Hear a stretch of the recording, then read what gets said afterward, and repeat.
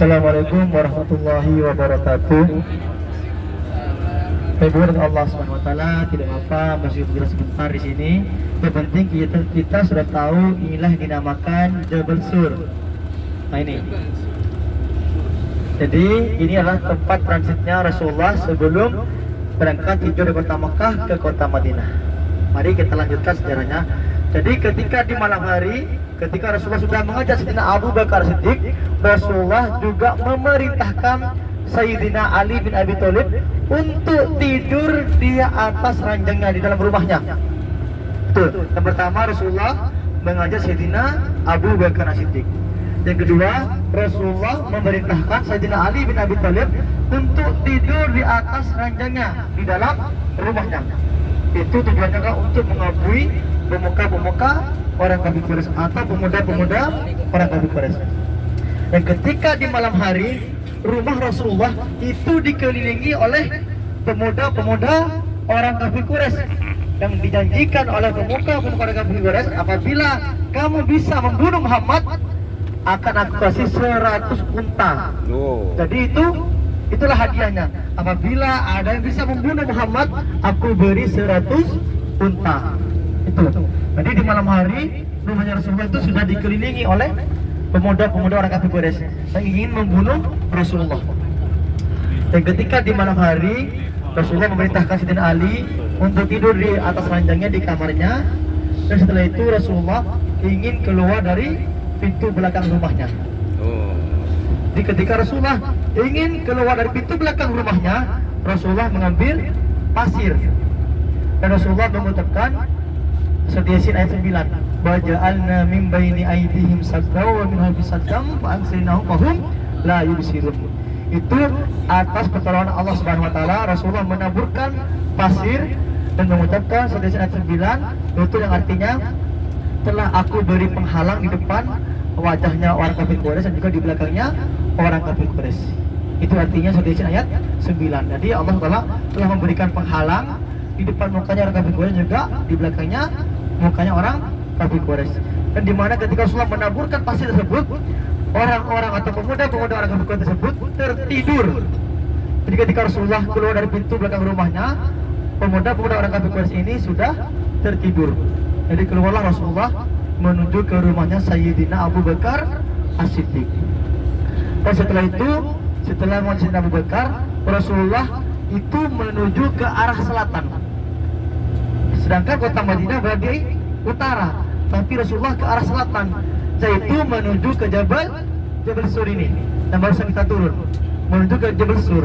Kenapa Rasulullah tidak langsung menuju ke arah utara? Kenapa? Karena itulah taktiknya Rasulullah.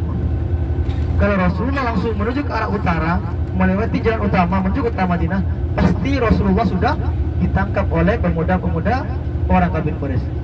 Jadi taktiknya Rasulullah itu menuju ke arah selatan, yaitu ke Jabal Sur. Di tengah perjalanan Rasulullah tidak berhenti berdoa kepada Allah Subhanahu wa taala agar perjalanannya selalu diberi perlindungan oleh Allah Subhanahu wa taala dalam keadaan aman.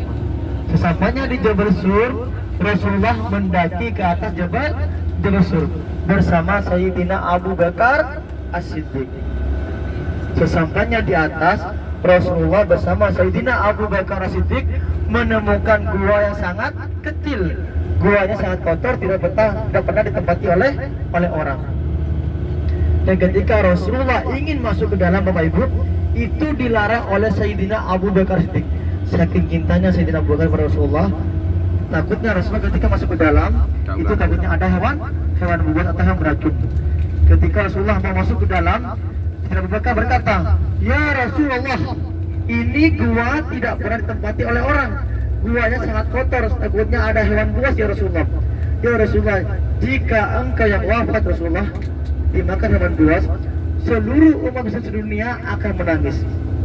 Tapi kalau aku masuk ke dalam mungkin dimakan hewan buas, mungkin hanya keluargaku yang akan menangis ya Rasulullah. Jadi biarkan akulah yang masuk ke dalam terlebih dahulu." Kata Sayyidina Abu Bakar As-Siddiq, saking cintanya kepada Rasulullah. Masuklah Sayyidina Abu Bakar As-Siddiq ke dalam, membersihkan dalam mulut gua tersebut. Dibersihkan semuanya, yang berlubang ditutup, dan gua tersebut Pak Ibu tidak bisa berdiri. Itu hanya bisa duduk dan jongkok. Itu pun cukup untuk 2 orang. Itu buahnya, atau disebut dengan wasur. Itu tidak bisa berdiri, hanya bisa jongkok, tapi cukup untuk 2 orang. Setelah bersih, masuklah Rasulullah dibantu oleh Sayyidina Abu Bakar As-Siddiq. Dimana ketika itu kaki Sayyidina Abu Bakar As-Siddiq itu menutupi satu lubang yang belum ditutup. Dan ketika masuk Rasulullah Sayyidina Abu Bakar itu atas pertolongan dari Allah Subhanahu wa taala, di depan mulut gua tersebut, gua sur itu ditutupi oleh sarang laba-laba, dan di depannya ditempati oleh sarang burung merpati. Dan ketika itu terbangunlah pemuda-pemuda orang kafir Quraisy yang tertidur di depan rumahnya Rasulullah. Dan setelah itu tetap mencari Rasulullah. Masuk dalam rumahnya digedor. Ternyata yang ada siapa? Sayyidina Ali bin Abi Thalib. Karena tidak diperintahkan oleh Allah Rasulullah untuk tidur di atas ranjangnya. Karena memang bukan Sayyidina Ali yang dicari, Sayyidina Ali akhirnya dilepas Bapak Ibu. Dan setelah itu pemuda orang kafir Quraisy melanjutkan pencariannya dan juga menaiki di atas Jabal Sur. Jadi pemuda-pemuda orang kafir Quraisy yang mencari Rasulullah untuk membunuh itu juga menaiki Jabal Sur di atas. Ketika Sayyidina Abu Bakar Siddiq mendengar bisikan-bisikan orang kafir Quraisy atau pemuda-pemuda orang kafir Quraisy yang ingin membunuh Rasulullah, Sayyidina Abu Bakar merasa ketakutan, Bapak Ibu. Ketika merasa ketakutan, apa yang dikatakan Rasulullah? La tahaf wa la tahzan innallaha ma'ana. Jangan pernah bersedih wahai sahabatku, karena kita tidak berdua, karena di tengah-tengah kita ada Allah Subhanahu wa taala. Dan setelah itu Sayyidina Abu Bakar Siddiq tidak merasa takut lagi, Bapak Ibu. Setelah itu pasrah kepada Allah Subhanahu wa taala. Dan ketika sampai di atas, pemuda-pemuda orang kafir Quraisy yang mencari Rasulullah itu melihat gua Sur yang ditempati oleh Rasulullah dan juga Sayyidina Abu Bakar As-Siddiq. Dan ketika sampai di atas, pemuda-pemuda orang kafir Quraisy ini tidak yakin bahwa Nabi Muhammad berada di gua tersebut. Kenapa? Karena di mulut gua tersebut ditutupi dengan sarang laba-laba yang sangat rapi, yang sangat tebal, dan juga di depannya ada sarang burung merpati. Jadi tidak yakin orang-orang kafir Quraisy. Kata orang kafir Quraisy, saya tidak yakin kalau Muhammad berada di dalam gua ini. Kenapa? Seandainya Muhammad berada dalam gua ini, pasti sarang laba-laba ini akan hancur dan sarang burung merpati ini akan berterbangan. Itu atas pertolongan Allah Subhanahu wa taala, Bapak Ibu. Karena tidak yakin, orang kafir Quraisy ini turun lagi ke bawah. Seandainya pemuda-pemuda orang kafir Quraisy tersebut menundur sedikit ke bawah, Rasulullah pasti akan kelihatan, karena memang guanya sangat dangkal, sangat kecil, tidak bisa berdiri dan cukup untuk 2 orang. Itu pun jongkok dan duduk, tidak bisa berdiri. Dan ketika karena tidak yakin Nabi Muhammad berada di dalam gua tersebut, orang kafir Quraisy itu turun lagi ke bawah. Setelah aman, Rasulullah beristirahat di pangkuannya Sayyidina Abu Bakar As-Siddiq. Istirahat duluan. Ketika Rasulullah beristirahat, Bapak Ibu, kakinya Sayyidina Abu Bakar Siddiq itu digigit oleh hewan yang beracun. Dan ketika itu Sayyidina Abu Bakar menahan rasa sakitnya, Bapak Ibu. Tapi Sayyidina Abu Bakar tidak menggerakkan kakinya. Kenapa? Setakutnya Rasulullah terbangun dari tidurnya, Bapak Ibu. Saking sayangnya, saking cintanya, tidak ingin Rasulullah terbangun dari tidurnya. Tapi apa yang tidak bisa ditahan oleh Sayyidina Abu Bakar Siddiq adalah air matanya, dan tidak bisa ditahan oleh Sayyidina Abu Bakar Siddiq. Meneteslah air mata Sayyidina Abu Bakar ke pipi Rasulullah SAW. Terbangunlah Rasulullah dari tidurnya, Bapak Ibu. Setelah itu Rasulullah berkata kepada Sayyidina Abu Bakar, wahai sahabatku, air apakah ini? Air hujan tidak mungkin, karena di luar tidak hujan, kata Rasulullah. Lalu Sayyidina Abu Bakar berkata, ya Rasulullah, itu adalah air mataku ya Rasulullah. Lalu Rasulullah berkata kepada Abu Bakar, wahai sahabatku, apakah kau tidak senang ikut hijrah denganku sahabatku, sampai-sampai kau menangis, kata Rasulullah. Tapi apa yang dikatakan Sayyidina Abu Bakar? Wah ya Rasulullah, aku bukan tidak senang, tidak bahagia ikut hijrah dengan engkau ya Rasulullah. Aku sangat senang ikut engkau hijrah, tapi kakiku digigit oleh hewan yang beracun ya Rasulullah. Setelah itu dicek oleh Rasulullah, ternyata benar kaki Sayyidina Abu Bakar digigit oleh hewan yang berat. Nah setelah itu salah satu mujizatnya Rasulullah, hanya diludahi kakinya Sayyidina Abu Bakar, alhamdulillah lukanya atau gigitannya sembuh kembali. Lalu ketika Rasulullah berada di atas Jabal Sur dan Abu Bakar, bagaimana cara Rasulullah makan? Apakah dari langit Bapak Ibu? Tidak Bapak Ibu. Yang memberi makan Rasulullah dan Sayyidina Abu Bakar As-Siddiq adalah putrinya Sayyidina Abu Bakar As-Siddiq, namanya Siti Asma. Nah, namanya Siti Asma yang mengantarkan makanan kepada Rasulullah dan juga Sayyidina Abu Bakar As-Siddiq. Itu pun bukan di siang hari Bapak Ibu, itu di malam hari, dan juga membawa budaknya atau pembantunya namanya Amir, pengembala sapi. Kenapa membawa pengembala sapi? Agar jejak-jejaknya Siti Asma tidak diketahui oleh orang-orang kafir Quraisy. Itu pun di malam hari.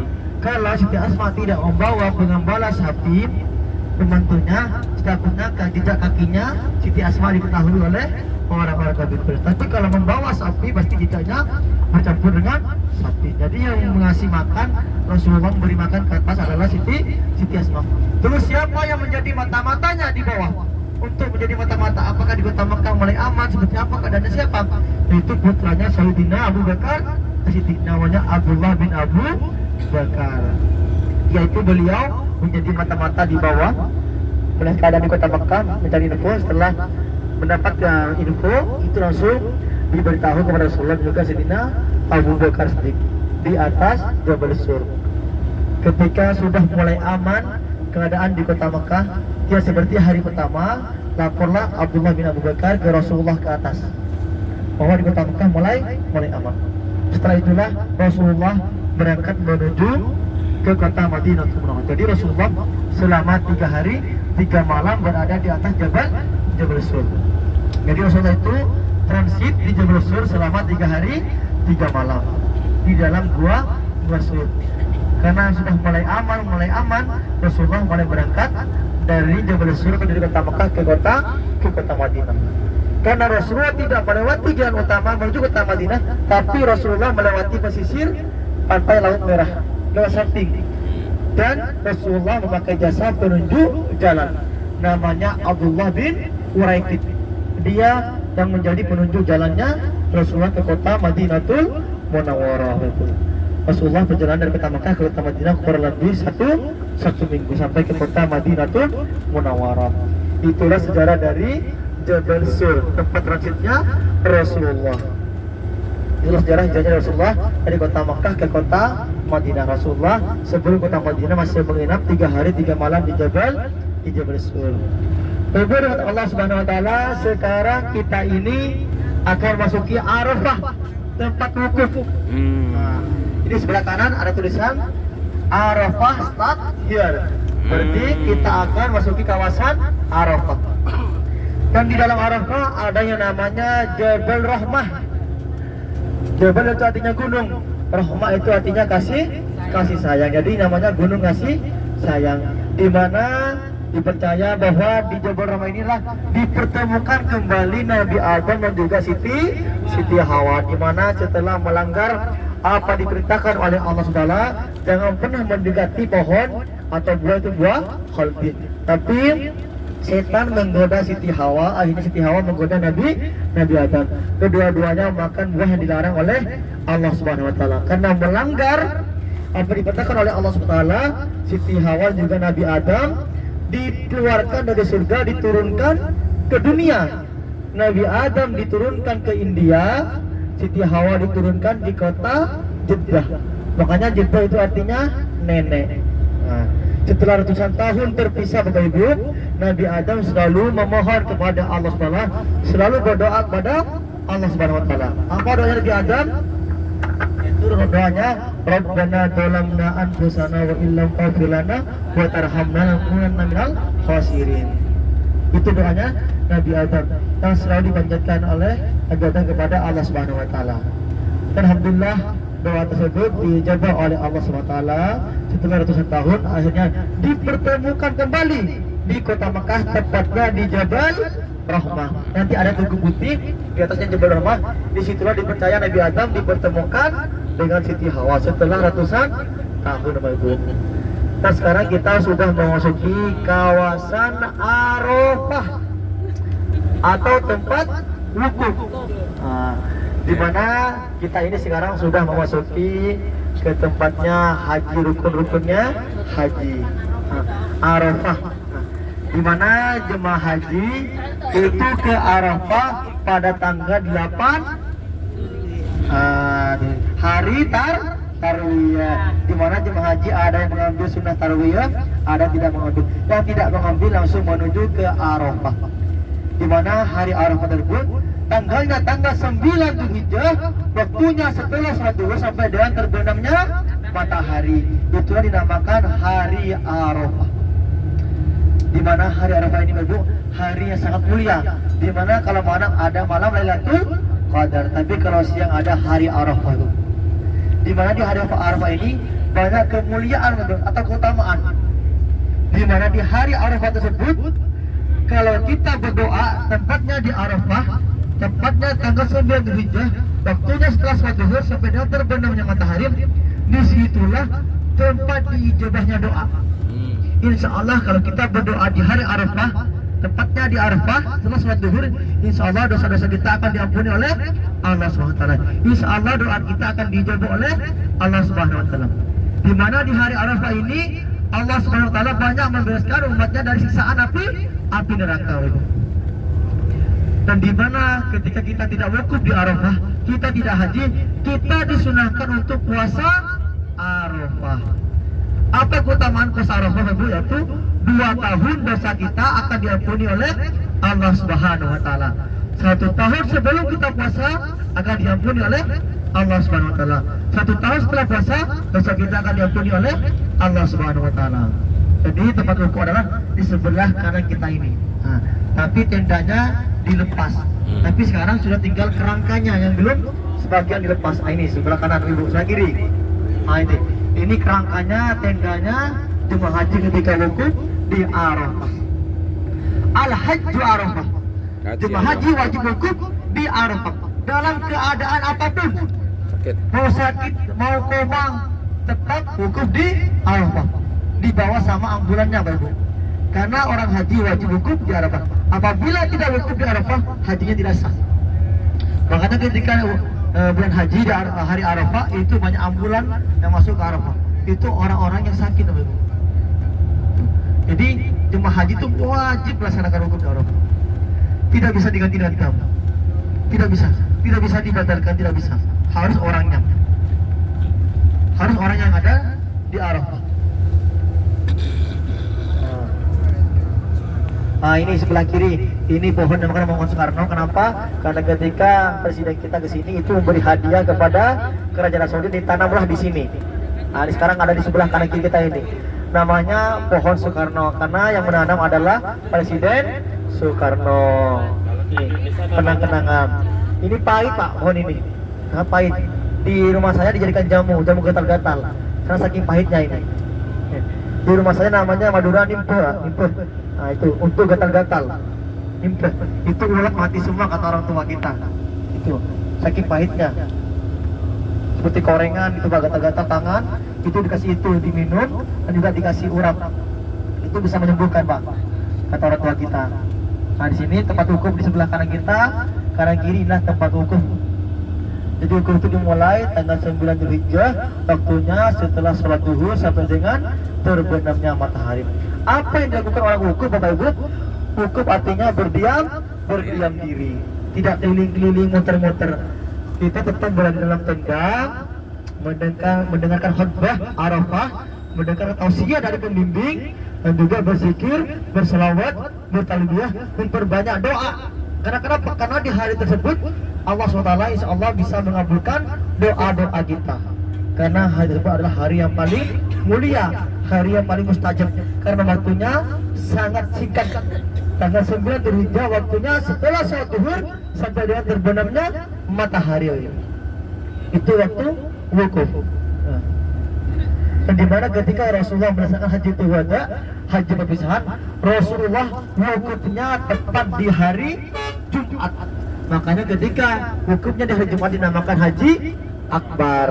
Karena Rasulullah ketika haji wukufnya tepat di hari Jumat, maka dinamakan haji akbar.